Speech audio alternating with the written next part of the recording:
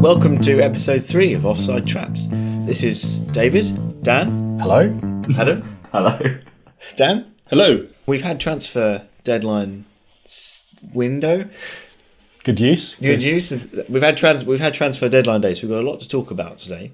We're going to explore what this means in terms of football generally, and also the teams. Shall we talk about your homework? I mean, because this is your first transfer window deadline day as a football fan, and as a podcaster on football fan in inverted a commas. Premium football podcast. What a transfer deadline day for him as well. I mean, it was pretty full on.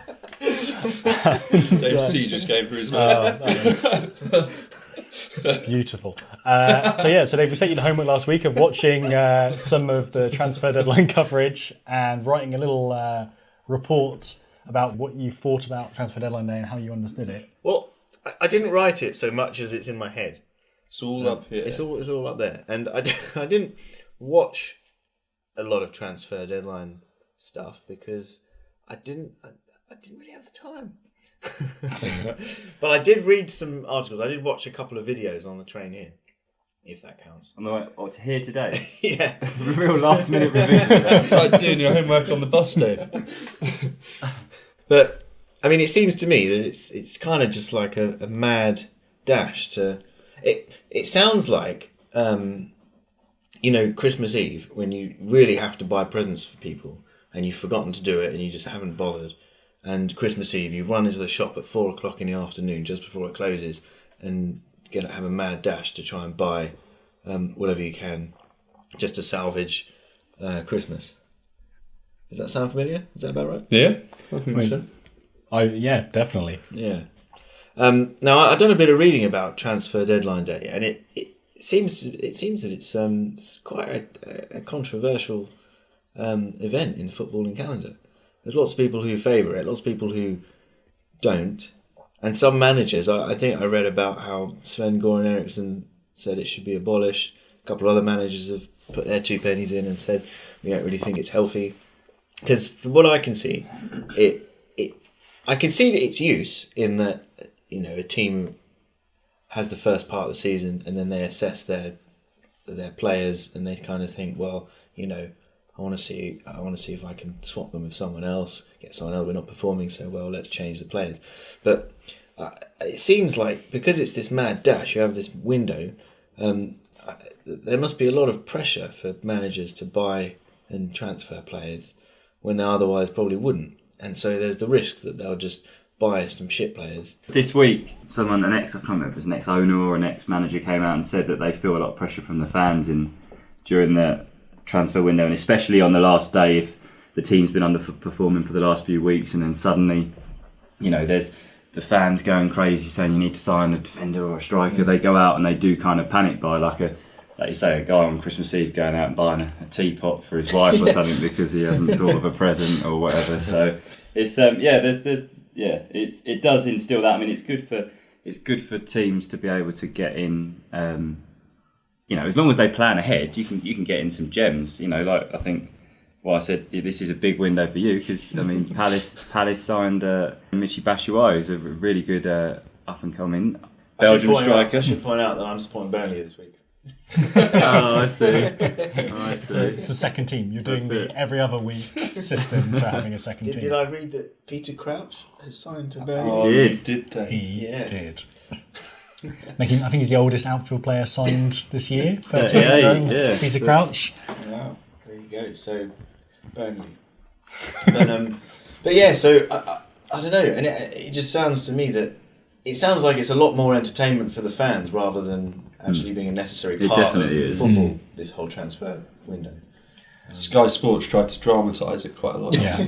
I mean, this window was really funny as well because I had a friend round watching. We sat and watched transfer deadline day from the end of work on Thursday until 11:30 when it had closed, and you could see Sky kept just trying to really eke out the stories. Like I think normally they have like breaking news: Aguero may move to Exeter. And then I think it was like 9 o'clock, 2 hours to the window to go, and it was like breaking news: Celtic signed striker. I can't even remember his name. Like this is transfer deadline day, and you're really like like drawing out these stories. So I think they were struggling. So when Batshuayi moved to Palace came along, I think it really did them a favour because they had nothing to go with. Sounds like Hugh Edwards commentating during the royal wedding, during the bits where nothing's happening. Really stretching out the conversation. There's a pigeon. Yeah. What do you think, Flan, about transfer deadline day? I broadly agree, to be honest. It's mainly there for Sky Sports viewers, I think. But the transfer window is a good thing because otherwise the big clubs can just sign players. So by big, I mean money-rich clubs. Yeah. So that's probably why Sven-Göran Eriksson didn't like the transfer window originally, because he was manager of City, I think, and they had just come into new ownership and a bit of money. So he was probably quite keen to just spend the whole season buying the best players. So I think the transfer window is important, but deadline day is a bit over-dramatised and something kind of invented by Sky Sports. I also read about a player's experience of transfer deadline day, and he said that for some players it's kind of, a lot of these players are left in limbo because they hear all the rumours about them, and sometimes they're the last to know about what's going on, and then the deadline day passes and nothing's happened, and that they get the impression that their team doesn't want them in their squad. And so what are they meant to think about that? And then I read another one I read a couple of stories. One was a chap, he didn't get signed for City but thought he was joining Chelsea. I thought he was joining Man United. That's Robinho. He didn't even know there was a Man Didn't know City. where he was. He was buzzing. He thought he signed for Man United. Then he was like, "Oh, what? What the hell's this?" And then there was another one that I read where clubs had arranged this deal for this player to be bought from a team abroad, and he was meant to fly over and sign the paper, but he fell asleep at the airport, so the whole deal got scuppered. Well, I mean, Fulham on deadline day had a player in the training ground, paperwork's all signed. They were just trying to get a hold of his club. His club didn't want to sell him, but he had a release clause, and so they just didn't pick up the phone. And the whole thing, and they just ignored. For the entire evening, they ignored phone calls and emails, and then so he had to go back to Bordeaux. Is that this window? That was this window. Who was the player? Yusuf Sabali is a right back, which has been very handy. And we had him. He looks really good, but another 6 months at Bordeaux, which he didn't really want. So I imagine he's going to have a tricky reintegration period, given that he was fully on the boat. So you were saying about hearing all these rumours be generated. Yeah. Did you see the email came out from Emiliano Sala from his agent, who's Willie McKay, who's kind of a famous super agent? There's an email that came out in the week before he disappeared after signing for Cardiff, and just said, I don't care about you, I don't care about your family life or your games or anything, I'm here to make a lot of money. And then just explaining how he generated all this false interest in order to force Cardiff's hand into signing him and to put the fee up, because he had planted these news stories that there was going to be this bidding war and all these different teams were interested. And, it's kind of an aside from the tragic story of Salah, but it's just, that's football, transfer. That's the reality, I think, of a lot of transfer stuff is half the stuff you're reading is being put out there to make a move happen that's 3 moves away, from what you're actually reading. Yeah. To the casual observer like me, I agree with Lon that it sounds like, in principle, the transfer window is a good thing. But this whole deadline day hype, I don't think, it doesn't sound like it's very good for the game. But it doesn't surprise me that it exists, because a lot of football is about hype and money. Well, they've even changed the summer one, because up until last summer, it was the transfer deadline day of the summer transfer window was the 31st of August. Yeah. But the season starts normally about mid-August, so 15th, 16th of August. So managers were really against starting the season with a team and then potentially selling or getting teams coming in for their players and disrupting the harmony in the team. So they've actually last summer and then going forward every summer now the transfer deadline day will be the day before the season starts, or the day before, or a couple of days before, so that as soon as season starts, that's happened and it's done. So I think they're addressing it, but it's a big day nonetheless. I love it. So. Yeah. The problem with that moving the summer transfer window deadline is it's only the Premier League that's done it. It's not an agreement, so you can still lose your best players to the big European clubs, but you can't replace them. Yeah, so it made it worse. It's actually made it worse for English teams. Right. Well, it sounds like you've done not exactly the homework you were asked. Close, two close weeks enough. in a row failed then. No, actually, well, going back to the first week's homework, Oh. I found what I think is my favourite rule. Oh yeah. Yeah. Go on. So I looked through. We're taking his word for this because we haven't read it ourselves. No. So the FA handbook has rules on misconduct, and in this section, there's something called celebration of a goal. Oh, And it this could be says interesting. players can celebrate when a goal is scored, but the celebration must not be excessive. Choreographed celebrations are not encouraged and must not cause excessive time wasting. Leaving the field of play to celebrate a goal is not a cautionable offence, but players should return as soon as possible. A player must be cautioned for climbing onto a perimeter fence and or approaching the spectators in a manner which can cause safety and or security issues. Gesturing or acting in a provocative, derisory or inflammatory way, covering the head or face with a mask or other similar item, and removing the shirt or covering the head with the shirt. Yeah, there you go. That's interesting. So you've got to be quite modest about your celebrations after Just a goal. bow. Yeah. Just quietly, just thank the goalkeeper for his efforts, Yeah. and then walk solemnly back to the centre circle. Just shake your team's hand. One by one. What does it say? What the penalty is for Well, it says it a just says choreographed celebration, for example? Because there's this team in Scandinavia. Have you guys This seen is that? the fishing one. Yeah, they do some amazing Yeah. choreographed. they bring in like backing dancers to celebrate the goal. So the one Meps referred to was the fishing one. So they've got a guy casting the rod Yeah. and a guy's lying on the floor and he's the fish. Yeah. And he kind of thrushes about his way over to the guy casting the rod. And then they all do a photo where they're all holding him. So anyway, does that count as my Yeah, that's first a and second good. week's homework? That's a good. Yeah, I mean, it's a week late, so we're gonna have to dock you. I think 70% of your marks. I think that's standard. It's 10% a day. It's stern but fair. I think you'll agree. But yeah, well done. Thanks. Fulham had a pretty good transfer window, didn't they, Dan? I think overall, a bit of a strange one. So Ryan Barber we've already talked about, and amazing midweek performance from him, 2 assists. He's looking every bit the player that we needed. Deadline day, apparently we had 3 defenders, I already mentioned Sabali, in. We only got one of them over the line. It's Havard Nordveit, I think. I'm pronouncing that right. I'm going to refer to Yuflan, as he's an old Arsenal trainee. Arsenal youth player. Who is an interesting player because he seems like he's been very good in Germany and he was very bad at West Ham for one season, and he obviously didn't make the cut at Arsenal, but a lot of youth players come through Arsenal, so that doesn't really mean that much. So that's interesting, and as we put out on our Twitter, Fulham have never been relegated when they signed a Norwegian defender in January, and Hangeland says that he's better than Dennis Adoy, so Amazing. Does he really? Wow. that's fine. Wow.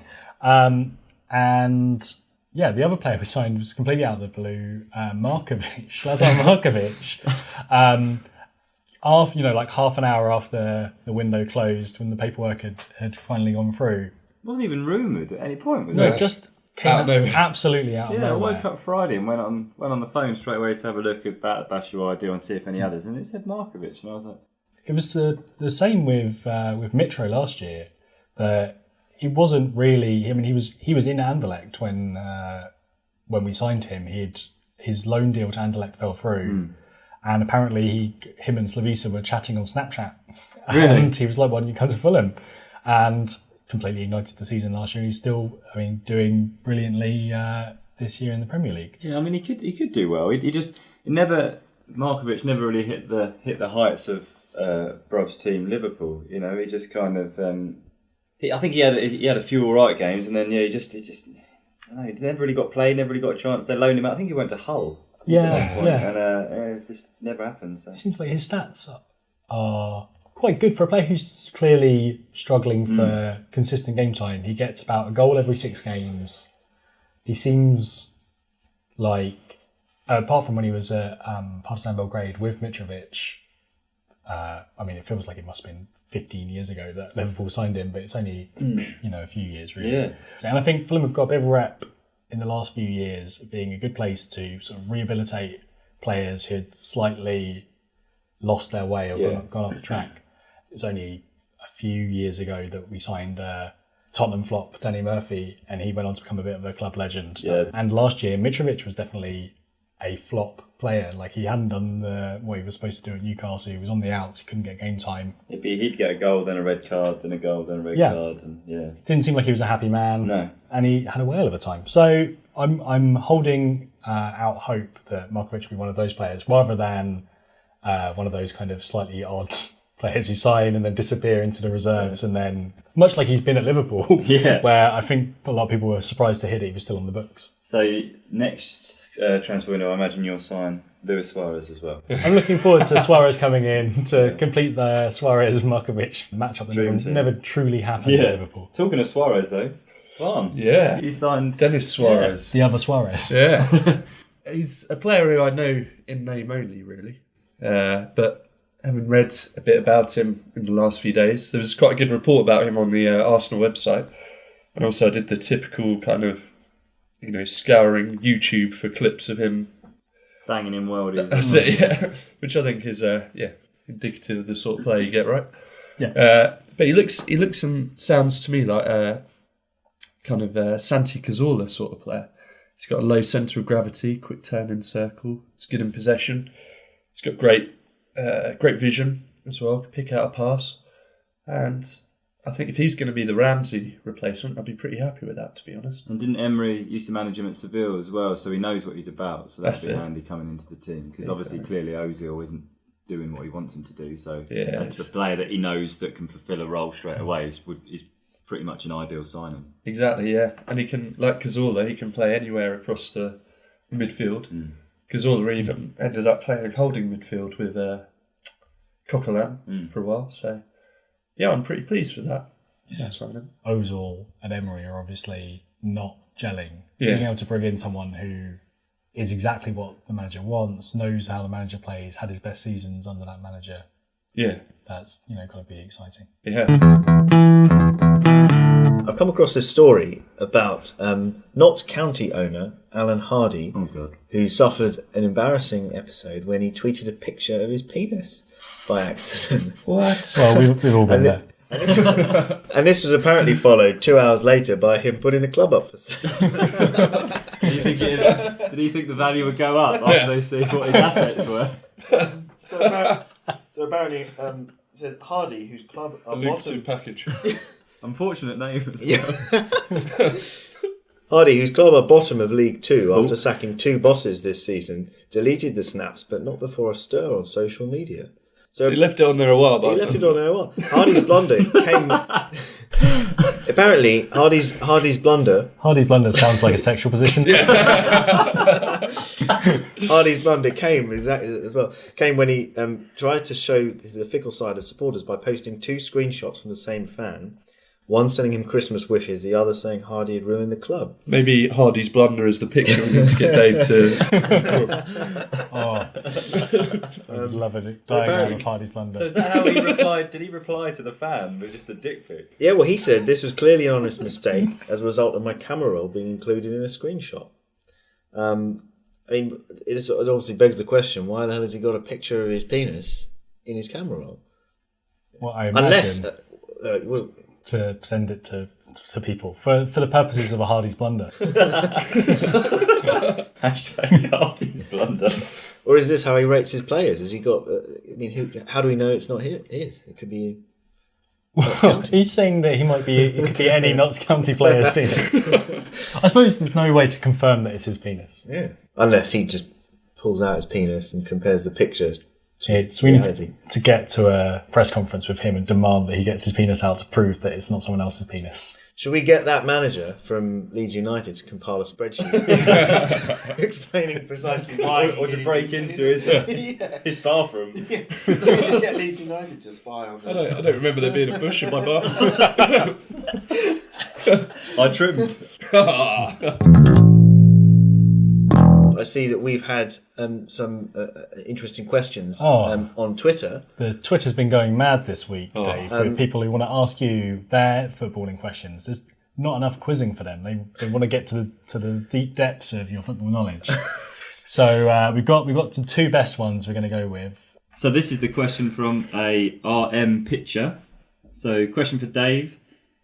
If Flan supports Arsenal because they beat Sheffield Wednesday in their first match he saw, logically, shouldn't he then instead follow the first team to beat them and so on? That's a very good question. Yeah. Where do you reckon you'd be now if you followed that logic? Probably around Burnley, I guess. Well, I suppose, wouldn't it defeat the point of you saying, I'm going to support the team that wins this match? Because didn't that have it an inbuilt conclusion to it? You'd spend so much money on football kits as well. Yeah. If you just hopped from team to team every time one loses. Be following it like the wrestling title belt. Yeah. Actually, it would be really interesting because Arsenal were playing European football, so, you could end up at some really bizarre kind of 4th division German team who'd upset the odds beating someone in the cup or something like that. And I suppose if we widen that question to every Arsenal supporter, it would be a good incentive for Arsenal to not lose anything. Because if they were to support the team that beat Arsenal, then... Maybe it's kind of the definition of fair weather fan. If the second you lose, you're like, going with them. Yeah. You're my dad now. Yeah. Maybe that's how you should pick your second team. Instead of it just being Burnley, it should be whoever... Well, you say my second team, but probably my first. Or maybe that's how you should pick your first team. If it's Crystal Palace Fulham today, if Fulham win, you belong to me. 8 games left in the season, and this could decide who Dave supports. We start with Burnley today. Yeah. You support whoever beats Burnley and whoever beats them. Are Burnley in the Premiership? Yeah, Yes. they drew with Man United last. Yeah. And then our second question from @Charlesberg_1, hi Charlie, was question for Dave. Which team held the FA Cup trophy for the longest uninterrupted period and why? Oh, good question. Well, it seems to me that if one's going to hold a trophy for a long time, there must be a reason why there aren't any intervening matches to make them lose it. So possibly there must have been a war at some point. Oh, you're getting warm. Yeah. Very good. So I don't know. You're halfway there. Man U? Was that? Do you want 3 guesses? Shall we do? Well, so if it's obviously a war, so Yeah. are we saying it could be the First World War or the Second World War? Is that going to make a difference to your choice of team? It'd probably be the second, because the second went on a bit longer. But the choice team, it'll probably, I don't know, is it talking the 40s? Chelsea? One more guess. Nottingham Forest. Oh, Okay. Portsmouth. Portsmouth. Is it really? Yeah, it was. Wow, Yeah. there you go. Good question from Charlie. That. Very good I like question. There you go. How long did they hold it for, Mips? I've closed it. Some years. A time. I think it said 7 years. 7 years. 7 years. And the second part to the question, Charlie would also love to hear your thoughts about the music of Wham. Wham. I don't really know much about Wham. I know their Last Christmas song, because that's played every year. It's got quite a mournful video. Can't remember. They all go to it's George Michael and Wham probably with a load of friends, and they go to a ski lodge and have loads of fun. But he's obviously after this girl, and she's with someone else, and it creates some tension. So he's always got this sorrowful look on his face whilst everyone's having fun. That's all I know. Is that what other songs did they do? They do "Wake Me Up Before You Go Go." Yes. Is that them? Yeah. They did. But no, Wham. They're not really. I haven't ever. Maybe you should add that to your back catalogue listening next. Yeah, I'll put it on the. Put the Rolling Stones on the back burner for a bit and just go straight into Wham. Yeah. Okay. you sound really happy about that. The risk is that Charlie asked, give the fans what they want. So, in keeping with the transfer deadline day theme, I was wondering if you could choose any player who's ever played for your teams, who would you choose to be transferred into your team today? I would go for. There's 2 players. Arsenal's back line these days is a lot hairier than it used to be. There's Kolasinac on the left. There's Socrates in the middle. There's Koscielny, who's got a new voluminous hairdo since he's been injured.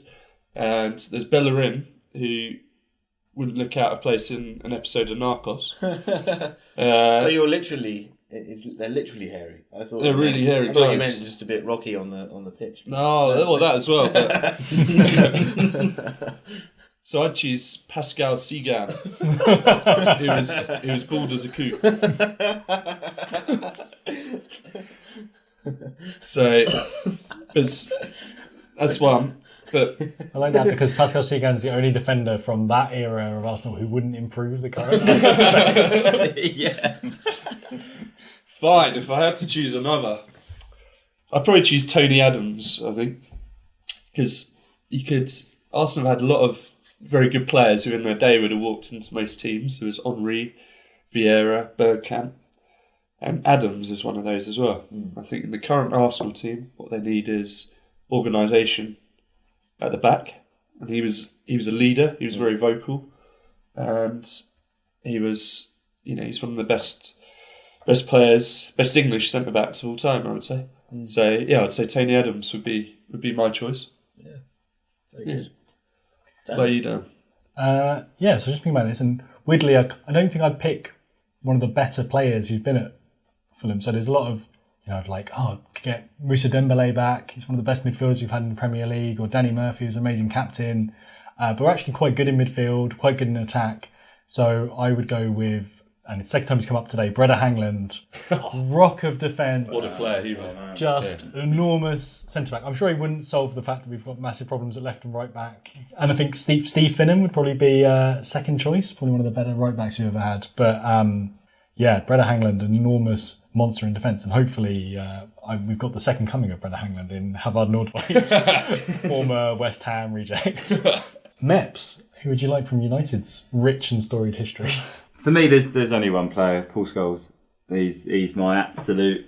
You've always loved Paul Scholes. Yeah, I love him, mate. Absolute. Yeah, just passing ability, just goal ability, just composure. I mean, he couldn't tackle for anything, but we don't really need that at the moment. But to be honest, even in midfield at the moment, we're not too bad. Herrera's working better, Matic is working better, Pogba's obviously brilliant, but I'd probably, if we're talking about improving our team, I should probably go for a Rio Ferdinand or a Vidic, but no, like just to see Scholes play again. I mean, he did come out of retirement once and sort us out for another season, but Scholes, I love him. Excellent question, David. Who from Crystal Palace or Burnley would you have, all the teams that beat them today, would you have in your team? That's an interesting question because I don't really know who's ever played for Palace or Burnley, apart from Peter Crouch. He's just been transferred in. So he's never actually played for them. But he does now. So I would have Peter Crouch transferred in. Time for your quiz, Dave. The big time of the week. We all love this bit. So I've been looking forward to it all week. I bet you are. Yeah. Let's dive straight in with. Because I got 75% last week, so if I can beat You did, that was very good actually. And you got 30% on your homework. So I'm 105%. You're above average, though. You're bossing it. The podcast is complete. You've learned all there is to know about football. So, question 1. Who did Crystal Palace sign on transfer deadline day? It's on the tip of my tongue. I can't remember. Can you remember a nickname? Bernsey? Bernsey. They See signed- Montgomery. In a bold time, they've signed Monty Burns. It's like the most frail centre forward. Goal celebration. I am excited to see Bernsey turn out today against. Last week it's Burnley. This week it's Bernsey. This week it's Guernsey. It's going to be Burns night. Sideburns the week after. I'm afraid No, we have to take your first Yeah, I'm answer. afraid it Bernsey. wasn't. That was incorrect, I'm afraid, Dave. So, correct answer was Michi Batshuayi. So, close. Lily Montgomery Burns. For a second, when you went Burns, because his nickname is Batsman, I was like, when that B started, I was like, hey, oh, it's happening. He's got it. He's got it. the same. Burnsy. Good old I Burnsy. really thought he was going to pull it out of the bag. So it's So question. pass over question to number Flan 2. for the art round this week. Are you feeling artistic today, Dave? Always. Excellent. So, your task this week, using this picture of a coot for reference, can you draw what you think Pascal Sigan looks like? And we'll, as always, we'll put this on Twitter at the end of the show. Right, and while you're drawing that, I'll move on to your third and final question for the week. Why couldn't Fulham complete the signing of Sabali from Bordeaux on deadline day? Because the team weren't picking up his phone calls or anyone's phone calls about it. That's it. That's correct. Well done, They went dark. Ghosted Fulham. Right, so that's 50% of the written questions, and the artistic portion of the round obviously has to be marked by our Twitter followers once your drawing is complete. So It's a bit of a bold shout saying he wears glasses. Did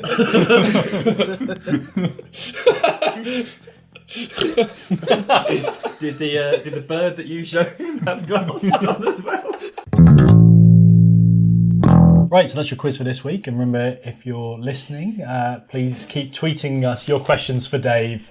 We've had some listener questions this week from Ricky and Charlie, and they went down very well. So he's Excellent. Just keep them coming. excited to answer more questions. So next up, I guess we have to set you your homework for next week, You Dave. do, yes. And I think, given your inability to name a single player from your two teams, Crystal Palace and Burnley, your homework should be to do a bit of research into the two squads, their historic best players, and come back with who your favourite players from each team are. Okay. Sounds good. And there's a bonus point if either of them have a player called Burnsy, and you can explain why he's your favourite player. And, then we can maybe look aside some of the homework that's gone missing in the last few weeks. The dog ate. Well, that leaves us just one thing to do, which is to come up with a name for this week's podcast. One idea, actually, that just came to me, I haven't discussed this one, is that because we will have colds. Could just be hashtag man flu. Yeah, hopefully. Well, I'm avoiding it, but I imagine by the next time we record... Oh, you're getting down. We've been in very close contact. Very close. Hashtag Burnsy. Hashtag, Burnsy. Burnsy's made a big appearance. I think the name we have to go with this week is referencing the news story that you brought us. Hashtag Hardy's Blunder. Sounds like a Famous Five book, doesn't it? I don't know which porn parody Famous Fives you were reading as a child, Dave. As in previous weeks, if you want to talk about this podcast on Twitter, use at Offside Traps and use the hashtag Hardy's Blunder. We are on Twitter, YouTube, Apple Podcasts, Spotify, and SoundCloud. I think that's all the places that we exist. We're on all of the SoundClouds as Offside Traps. And if you could give us a 5-star rating on iTunes. No less. No I'm less. not interested if it's any less. If you leave a 4-star review, we will find you. And Dave will do stuff to you. Hardy's Blunder. Hardy's Blunder. Dave will perform a Hardy's Blunder. He hasn't decided what that is yet, but he'll do it. It's a wrestling move, isn't it? Yeah, so give us a good review, give us a thumbs up on YouTube, like and subscribe. And apart from that, I'm just going to say goodbye. So bye. See you next time. Bye.